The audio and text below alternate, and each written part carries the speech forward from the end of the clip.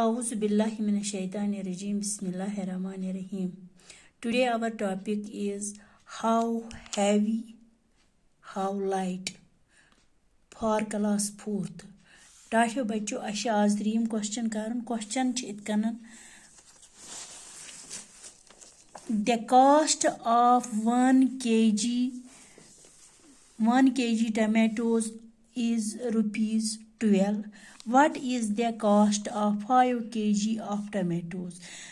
Dapa akh tomato kilo ch asi 12 rupiyan. Akh tomato kilo ch asi 12 rupiyan. Woni su 5 kilo tomato katis asan. Tasha bachcho is lekhok itkanan. The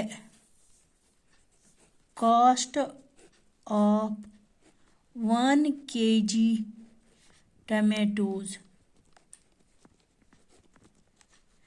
Kۭتیٛاہ چھِ اَسہِ کٔژَن رۄپیَن چھِ اَسہِ 12 رۄپیَن 12 rupees.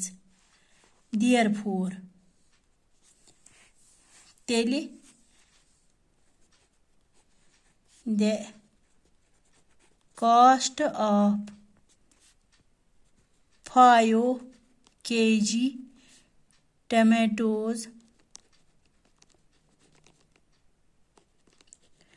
tomatoes is equal to sukota go tel kaitam as 12 multiplied by 5. 1 kg tomato ch asi 12 rupiyan. Woni su 5 kilo katis ch tasha gobro tel lekho is 12 zarbi 5. 1 kilo ch 12 rupiyan. 5 kilo katis as tel karus multiplied by 5. Tum kaat barabar गई 5 2s are क्या गो 10.